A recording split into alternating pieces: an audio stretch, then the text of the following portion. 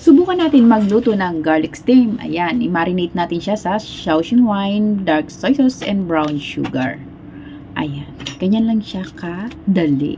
So, ayan ang ating garlic steam. Yan po ay hindi sitaw. Yan po ay garlic steam.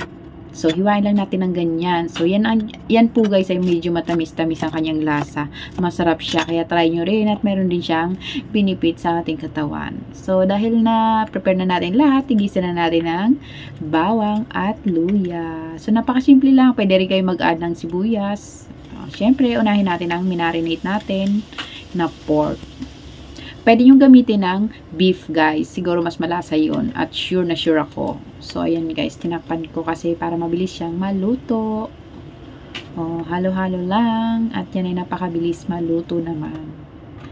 So, takpan ko ulit. At after a while, i-add natin ang garlic steam. Diba guys? Pag inad nyo ng garlic steam, napakabilis po yan maluto. Yan po ay soften. Hindi katulad ng sitaw ay medyo matigas. Pero ito, mabilis siyang maluto. Saglit lang. 1 minute lang. Tapos na.